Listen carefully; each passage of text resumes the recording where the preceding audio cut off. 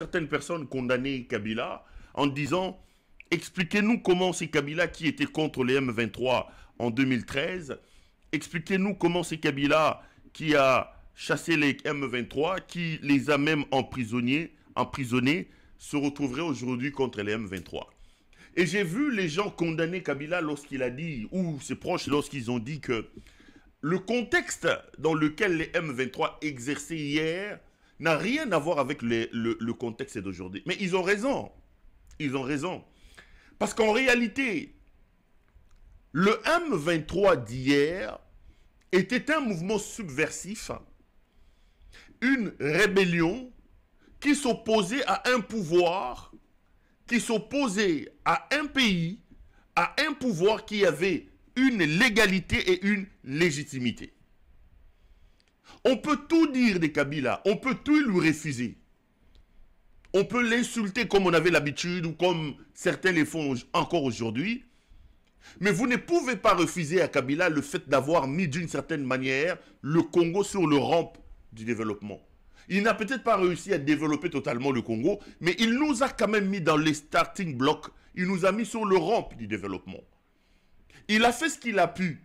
Parce que si l'on compare, lorsqu'il prend le pouvoir en 2001 et là où il laisse le pouvoir en 2018, les amis, soyons honnêtes, ce jeune homme de 29 ans qui a pris le pouvoir tout en étant jeune, a donné au pouvoir, a donné à la nation ses lettres de noblesse.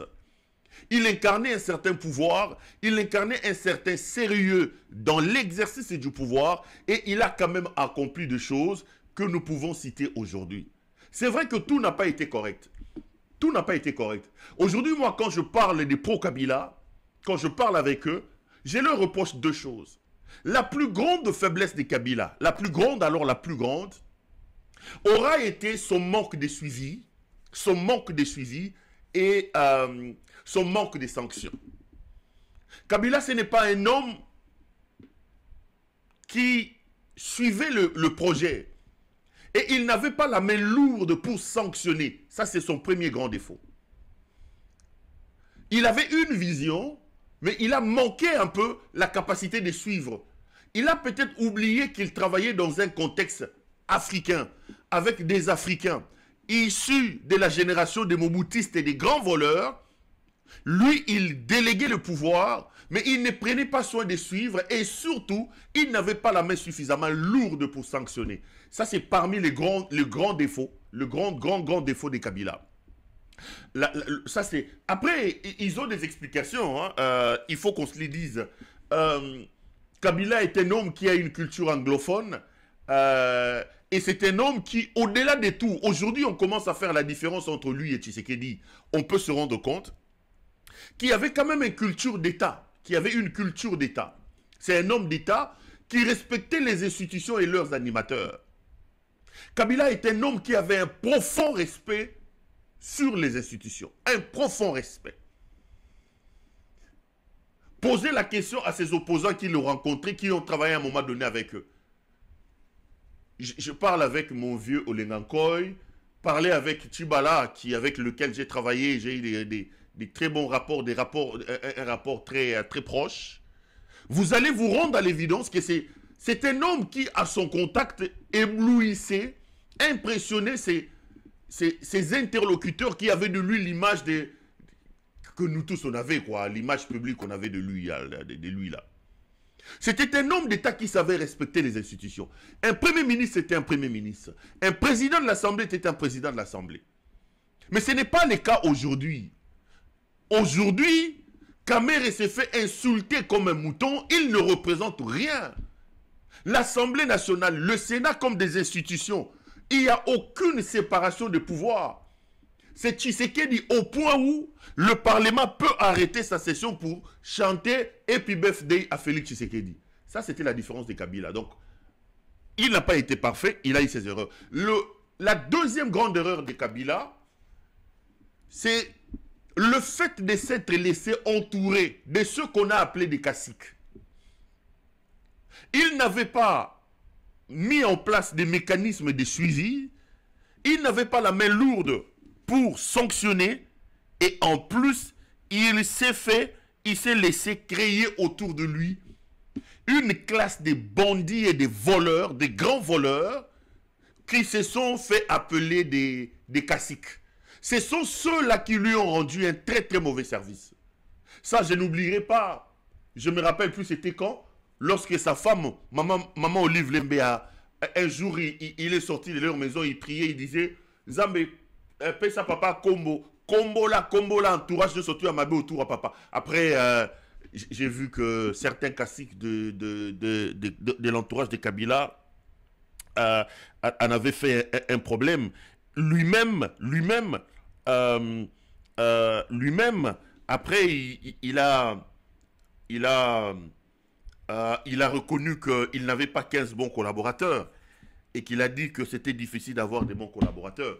Donc, ces deux éléments, donc, la délégation du pouvoir sans un suivi approprié et sans des sanctions. Deuxièmement, la création autour de lui de ce qu'on a appelé des caciques qui l'ont à un moment donné pris en otage. Il n'y avait pas de possibilité d'émergence d'autres intelligences. Les jeunes qui n'étaient pas parrainés par des caciques n'avaient pas droit au soleil. Donc autour de Kabila, pour être nommé, pour avoir droit au soleil, il fallait être sous la coupole, il fallait être sous le contrôle d'un cacique. Ce qui fait qu'autour de lui, il y a eu des camps. Batoaboye, Petit Aboye. Et ce sont ces camps qui l'ont pris en otage, qui ne l'ont pas d'une certaine manière aidé. Qui ne l'ont pas aidé. Mais lorsque vous regardez dans le fond, vous regardez vraiment dans le fond, Kabila, c'est, quand vous comparez avec Tshisekedi, c'est le jour et la nuit. Je ne fais pas l'avocat de Kabila. Alors, lorsqu'il vous dit que le M23 d'hier et le M23 d'aujourd'hui, le contexte est différent, ce n'est pas la même chose, je vois les gens l'attaquer, mais je corrobore et je confirme cela.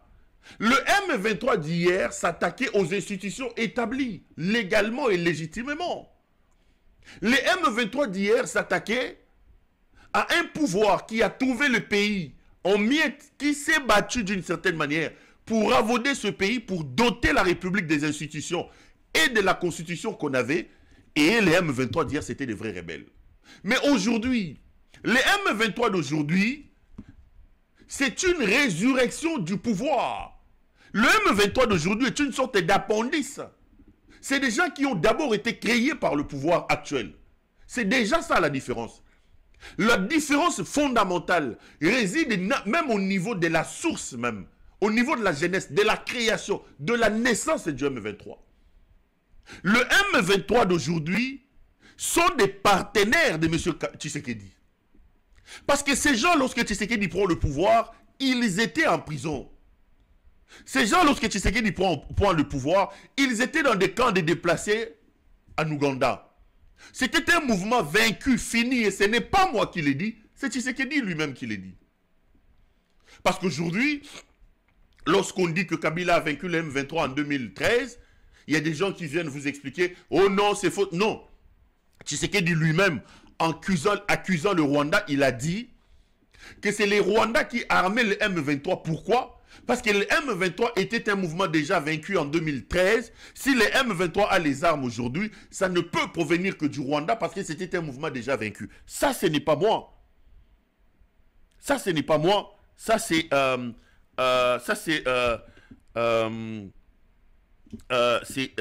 c'est Kabila, c'est plutôt Tshisekedi lui-même qui l'a dit.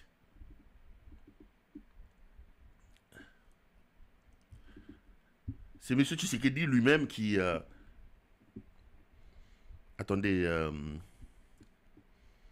M. Tshisekedi lui-même qui...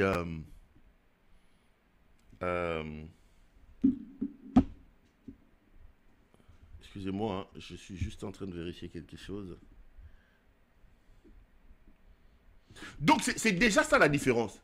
Ici, vous avez un pouvoir qui, arrivé au sommet du pays, est allé convoler annonce avec un mouvement vaincu, à ressusciter ces mouvements, la première chose. La deuxième chose, c'est aussi les intentions de la lutte. Tshisekedi est un homme illégal. C'est un homme qui prend le pouvoir par la force aujourd'hui, qui l'exerce par la force également. En 2023, ce que Tshisekedi a fait, ce n'est pas des élections. Monsieur a fait un véritable braquage électoral. Il a braqué les élections. Monsieur Tshisekedi, c'est une arnaque. Des machines à voter qu'on trouve dans des maisons des gens. Une élection qui se déroule pendant 7 jours, contrairement à la loi qui impose l'organisation des élections en 24 heures. Tshisekedi nous a pondu des élections de 7 jours. Donc pendant 7 jours, les gens étaient en train de voter. Et par-dessus tout, il s'est donné un résultat stalinien avec 74 ou 73% des voix. Il y a tellement de bruit dans la...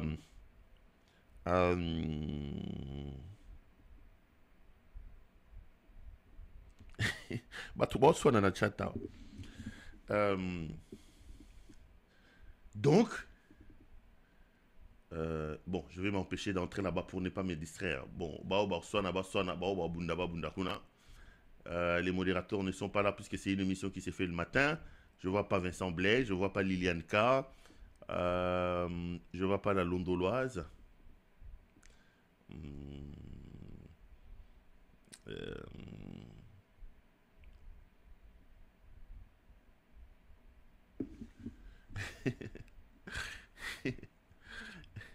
Donc, non seulement que lui, il va ressusciter CM23, au-delà de la résurrection de CM23, il pose des actions qui sont aux antipodes, aux droits établis en République démocratique du Congo. Il organise une arnaque, un braquage électoral qui frustre les gens. Au-delà de ces braquages électoraux, il réduit au maximum l'espace démocratique. Il éteint la liberté d'opinion et d'expression. Du coup, il ne laisse plus de choix aux gens que de prendre les armes pour lutter contre lui, parce que son pouvoir, il les fonde sur des tactiques, il les fonde sur des principes et des colonnes qui n'ont rien à voir avec la démocratie. Et c'est ce qui amène les autres à prendre le pouvoir. Donc, le M23 d'aujourd'hui, quand ils vous disent qu'ils sont en train de faire leur révolution sur pied de l'article 64, ils ont raison, totalement raison, parce que le pouvoir de M. Tshisekedi est un pouvoir de vol, est un pouvoir illégal, un pouvoir illégitime, issu d'un braquage électoral, d'un processus chaotique qui a amené un tyran au sommet du pays. Donc voilà, ça c'est la vérité. Parce que je vois les gens en train de se mouvoir lorsque les proches de Kabila essayent d'expliquer que les M23 d'aujourd'hui n'ont rien à voir ou non avec les M23 d'hier. Ils ont totalement raison. Ils ont totalement raison. Ils ont raison sur toute la ligne. Le problème que nous avons aujourd'hui au Congo,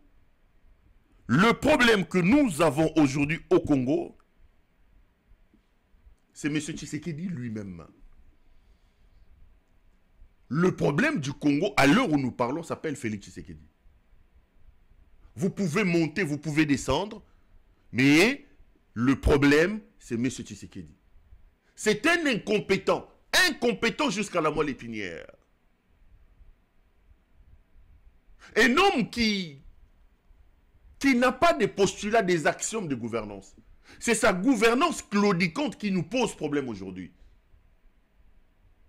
C'est la bande des frappeurs et des messieurs inutiles qui l'entourent aujourd'hui qui amènent le pays là où il se trouve aujourd'hui. Donc Tshisekedi est responsable en tout et pour tout de ce qui nous arrive. Mais évidemment, comme